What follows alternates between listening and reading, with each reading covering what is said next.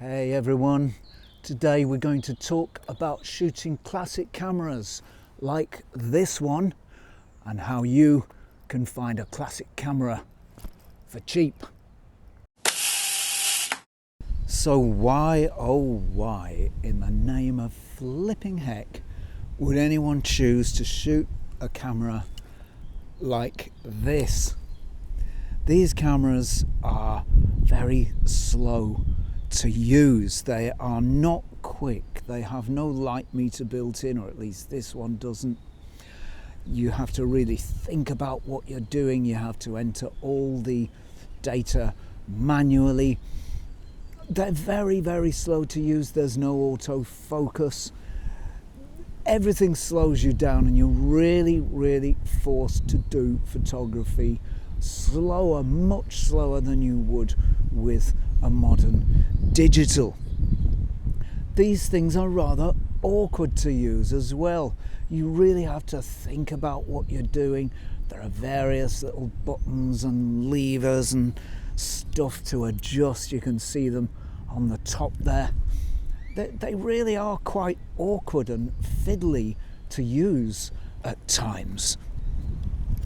Digital also gives far higher resolution. We're long past the point where digital has outstripped film in terms of resolution, so you're going to get higher quality as well if you shoot digital. So why, oh why, would anyone choose to do it? Well, I'm going to give you some reasons. The first of which is it's really cheap. Now, you can buy a really nice classic camera if you have a budget of £150 or thereabouts. You can buy a really nice classic camera. I'm not talking about the exotic cameras like Leicas or Hasselblads or those kinds of things. I do hope the wind noise isn't too much, by the way. It's a bit blowy here today.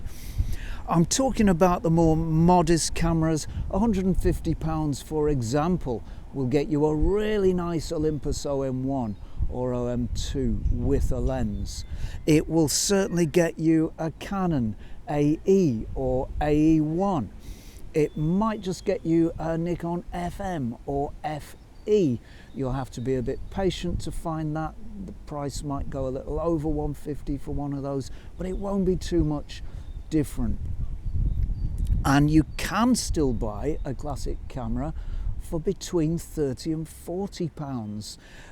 This Zorki 3 is not a case in point. These go for about £100, but a Zorki 4 with the same lens you can still find for between £50 and £60 if you're patient.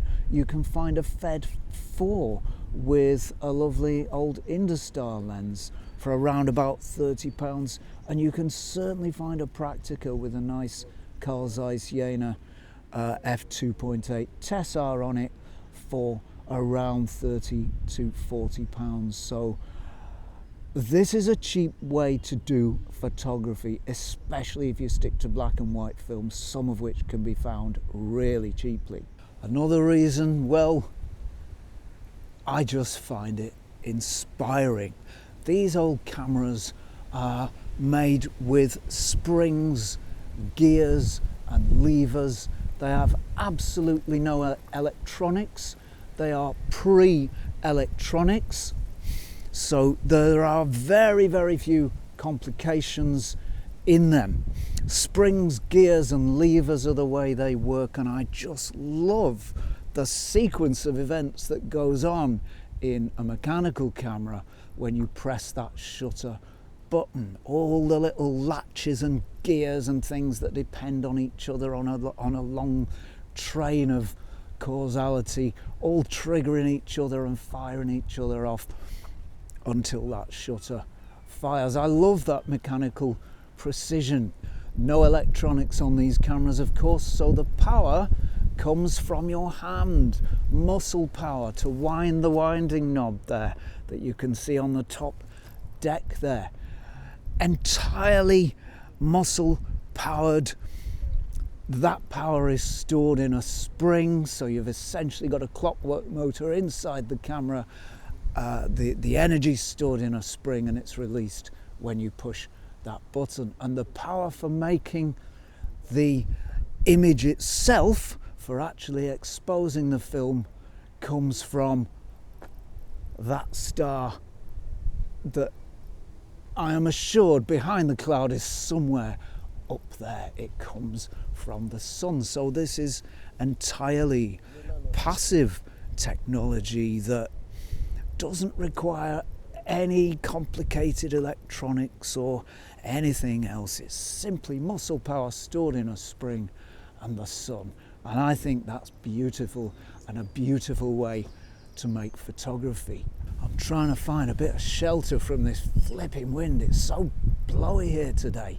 It's rewarding photography too. You get your reward from this kind of photography because you really have to work for it.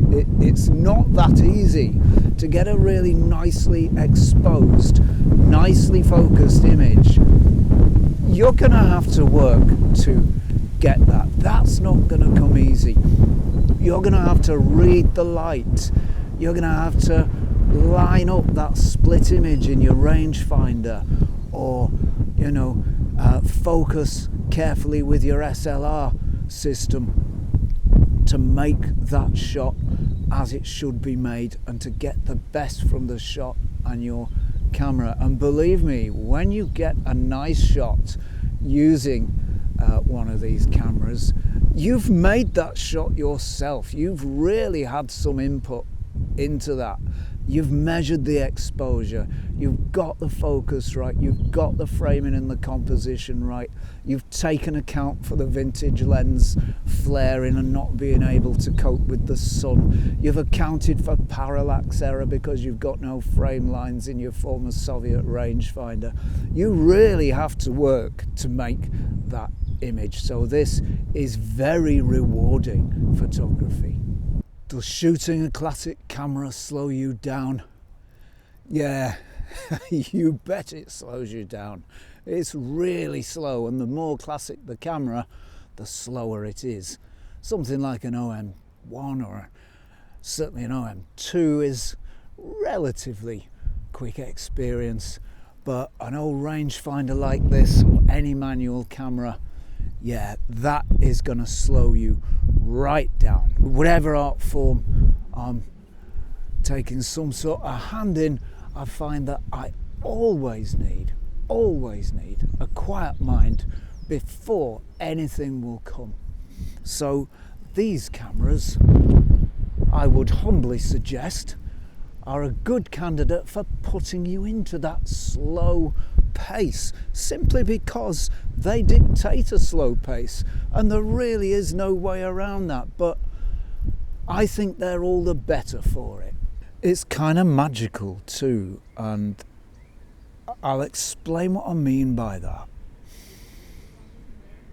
I find the way that light acts upon salts of silver on the film to produce first a latent image that can't be seen, and then when you add those chemicals, suddenly, magically, and it does feel like a magical process, suddenly, magically, there's an image right there in front of you. And the only word I can think of to describe that is magical. It just comes out of nowhere.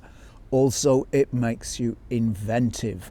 You don't have much technology to get you around problems, so you're going to have to think your way around those problems for yourself as a photographer, as an artist, as somebody who has this camera as an extension of their hand and their eye. So, for example, how are you going to expose for that shot that has lots of light and lots of dark in it? Exactly where do you expose for? Where's the point of focus that's going to bring your subjects into the best relief, give them the best background blur that you can achieve?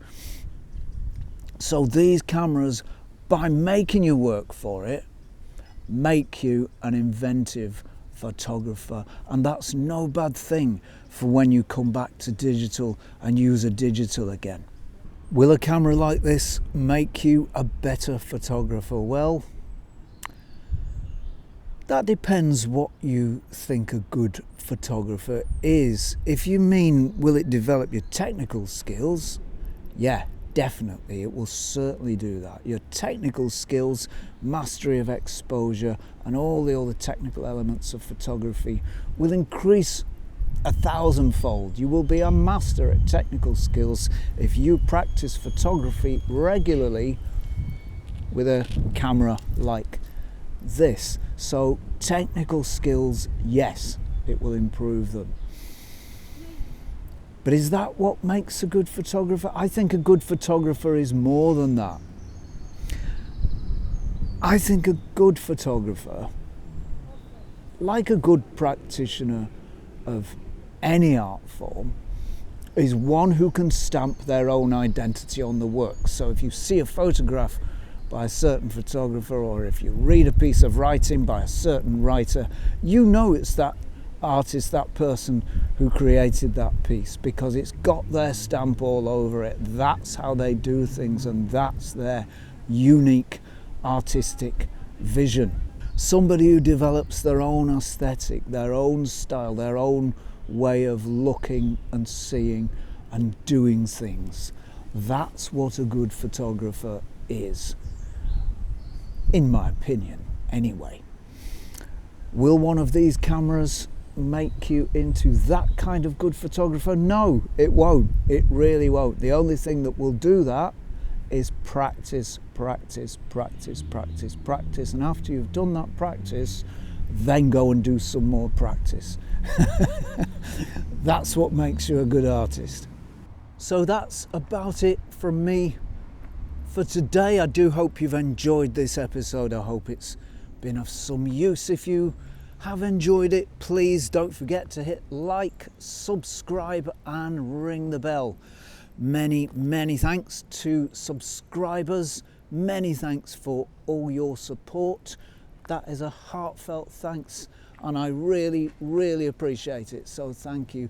And of course, many thanks go to patrons, without whom this channel could not do what it does. Many thanks to patrons old, patrons new. Thank you very much for your support. A heartfelt thanks to you. All that remains is for me to say thank you very much to everybody for watching. Well done if you've made it this far. And if you're not doing anything too much this time next week, please do tune in for a spot more Zenography. Cheerio all.